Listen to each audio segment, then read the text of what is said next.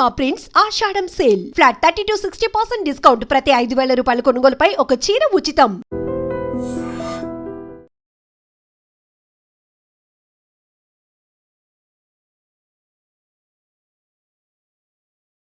స్నేహితురాలు కదా అని నమ్మింది, కానీ అడ్డంగా మోసపోయింది. తరచూ ఇంటికి వస్తున్న స్నేహితురాలపై తను కూడా ఇష్టం పెంచుకుంది, ప్రేమ పెంచుకుంది. ఇంటి విషయాలే కాదు, కష్టం సుఖం మాట్లాడుకుంటున్నాం కదా, సర్లే తరచూ తను వస్తూ ఉంది కదా, తనపై ఒక నమ్మకాన్ని బిల్డ్ చేసుకుంది. కానీ దాన్నే వాడుకోవాలని చూసినటువంటి ఆ స్నేహితురాలు తన ఫ్రెండ్ అని కూడా చూడకుండా ఆ స్నేహితురాలి ఇంటిలోనే దొంగతనం చేయాలనే దుర్బుద్ధి పుట్టింది.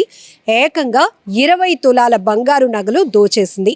సుజాత నగర్లో, పెందుర్తి సుజాత నగర్లో ఉంటున్న మాజీ నేవీ ఉద్యోగి భార్య, చిన్నముషిడివాడలో ఉంటున్నటువంటి నేవీ ఉద్యోగి భార్య, ఇద్దరు ఫ్రెండ్స్, స్నేహితులు.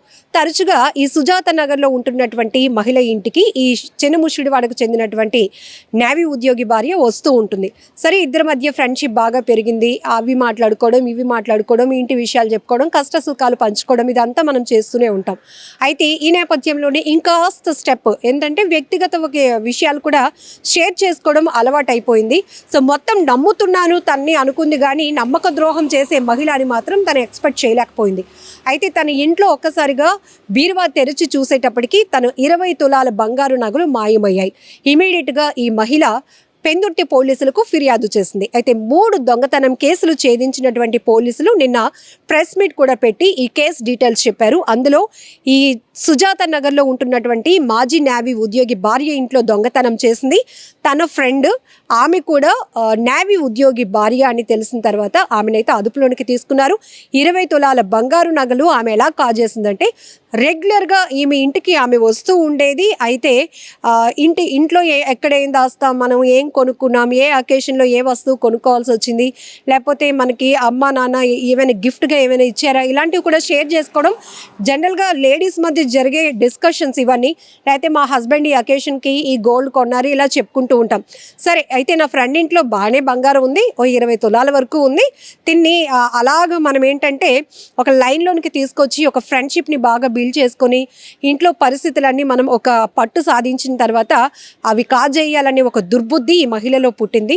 ఏకంగా స్నేహం అనే ఒక ముసుగులో దొంగతనానికి తెగబడిందని చెప్పొచ్చు. సో ఇప్పుడు ఈ కేసు ఒకటైతే, ఇంకొకటి ఆటోలో 50,000 దొంగతనం చేసినటువంటి ఒక వ్యక్తిని మరొక ప్రాంతంలో పెందుర్తి పోలీస్ స్టేషన్ లిమిట్లోనే బైక్ దొంగతనం చేసినటువంటి మరొక ఇద్దరిని కూడా పెందుర్తి పోలీసులు అరెస్ట్ చేశారు.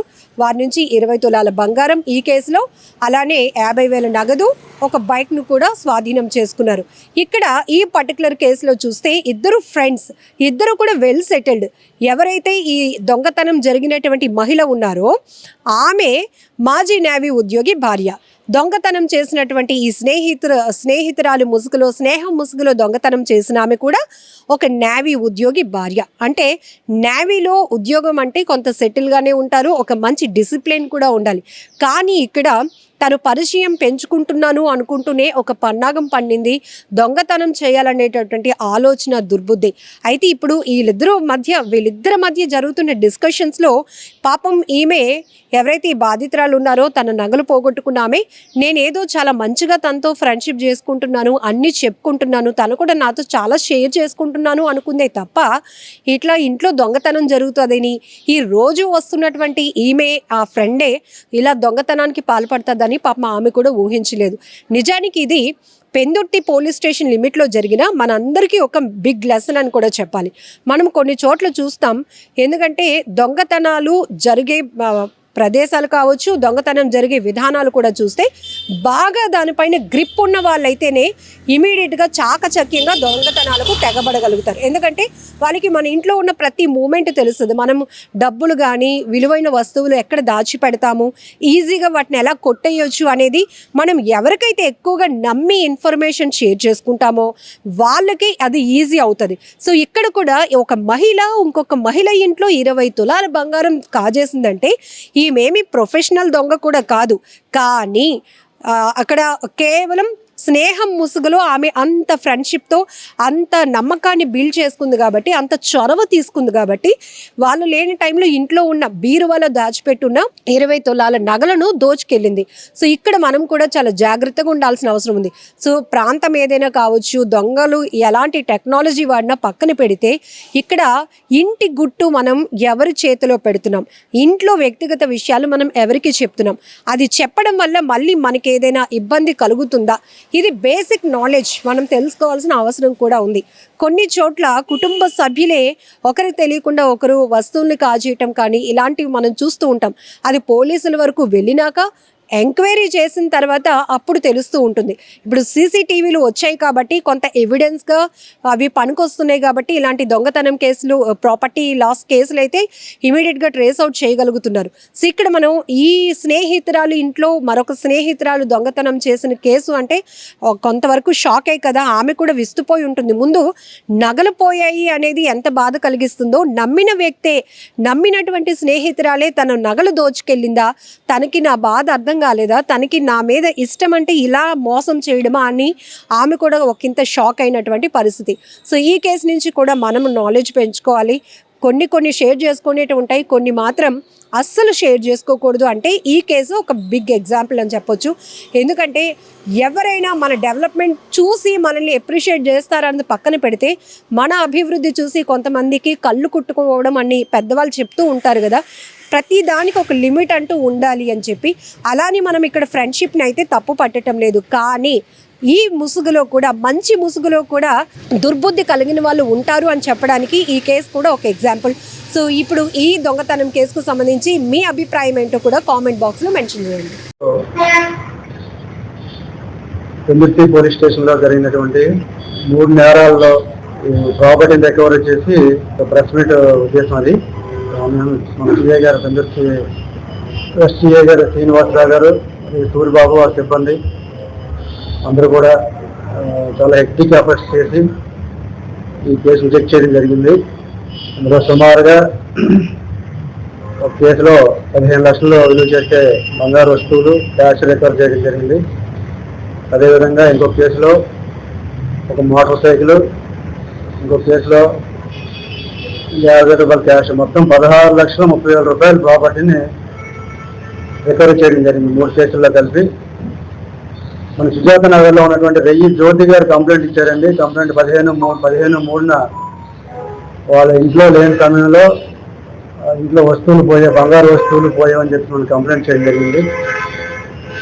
ఆ కంప్లైంట్ ఆధారంగా క్రైమ్ నెంబర్ 273/25గా కేసు నమోదు చేయడం జరిగింది పెందుర్తి పోలీస్ స్టేషను. దర్యాప్తులో భాగంగా వాళ్ళు సస్పిషియస్ అరెస్ట్ చేశారు. ఒక ఆవిడ మీద, వాణి అనే ఆవిడ మీద సస్పిషియస్ అరెస్ట్ చేశారు. తేదీ 36న సస్పెక్ట్ని పికప్ చేసి ఇంట్రాగేషన్ చేస్తే ఆవిడ కన్ఫెస్ చేయడం జరిగింది. ఆవిడ కన్ఫెషన్ ఆధారంగా ఆవిడ దగ్గర ఉన్నటువంటి 228 గ్రాముల బంగారాన్ని సీజ్ చేయడం జరిగింది. ఈ కేసులో మన ఎం శ్రీనివాసరావు సిఐ గారు, సూర్బాబు ఎస్ఐ గారు, వారి సిబ్బంది కె శ్రీనివాసరావు, అలాగే నాగరాజు హెడ్ కానిస్టేబుల్, రత్నగ ఉమ్మని హెచ్సి, పైడరాజు, కిషోర్ బీసీ 1611 వీరందరూ కూడా చాలా చాకచక్యంగా వ్యవహరించి కేసును ఛేదించడం జరిగింది. ఈ కేసులో మనకు time to time instructions DCP madam K Lathamadhuri madam గారి ఇన్స్ట్రక్షన్స్ మాకు బాగా పనికొచ్చాయి. అదేవిధంగా మన గౌరవ సిపి గారు శంకరరాత్ర సాక్షి గారు ఐపీఎస్ వారి సూచనలు కూడా ఈ కేసు ఛేదించడానికి బాగా పనికొచ్చాయి. ఈ కేసులు చేసినందుకు వీళ్ళందరికీ కూడా నేను కంగ్రాచులేషన్ చెప్తూ వచ్చే క్రైమ్ మీటింగ్లో సిపి గారి చేతుల మీదుగా సూటబుల్ రివార్డ్స్ ఇచ్చే విధంగా నేను చర్యలు తీసుకుంటాను. అదేవిధంగా శాంతినగర్లో